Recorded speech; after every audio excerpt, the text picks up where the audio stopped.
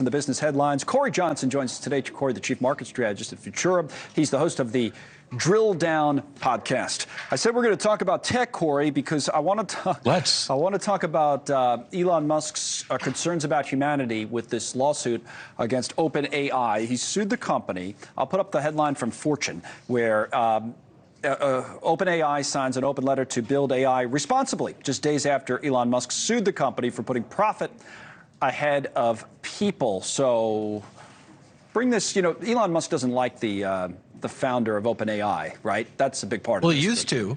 Years ago. There was once much love.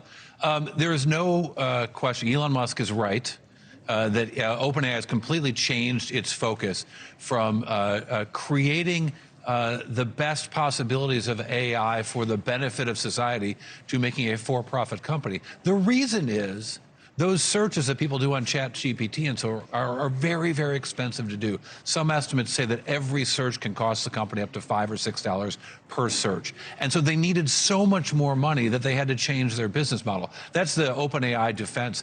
But the lawsuits actually are super interesting to read. It's a long PDF file. I put a link on my Twitter at CoryTV. But you can really see the concerns that are science fiction-like, and indeed the inspiration for Elon Musk's concerns about what AI could be in a horrible world.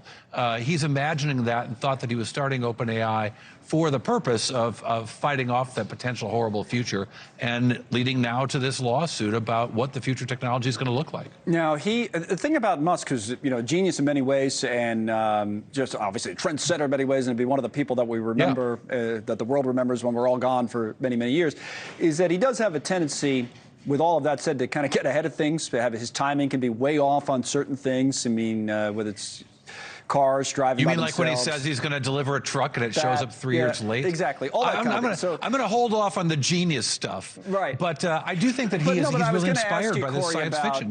His intentions on this, when he says stuff like, that this is bad for humanity and, could be a complete disaster. Essentially, the robots could take over like a science fiction movie. I mean, what do you think of all that he said about AI?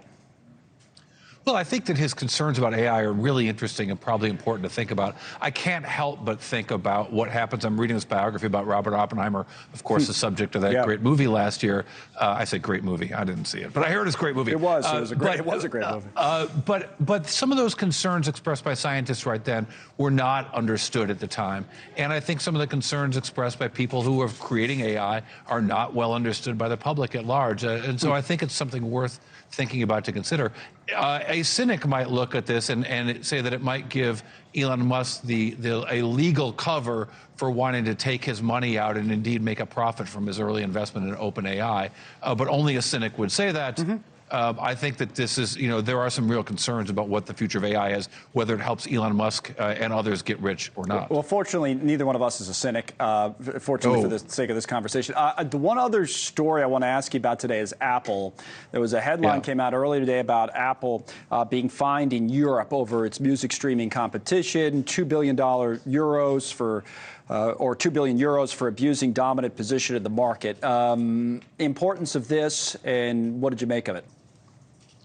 I think what we see is a real trend here of big tech companies having to respond to different legal structures in different places, having to deal with China's approach to how they treat their citizens, having to deal with how the EU protects their citizens and their privacy different from what the U.S. is. And even the U.S. and the FTC's changing of their enforcement of the law depending on who the president is and who's in the White House. And I think that what is happening for these big tech companies is that technology, in particular the math of networking, leads to a monopoly position in ways that other industries have not in the past. And so these companies have to face a change in their behavior when they get to a dominant position that ties us right back to the OpenAI conversation we were having.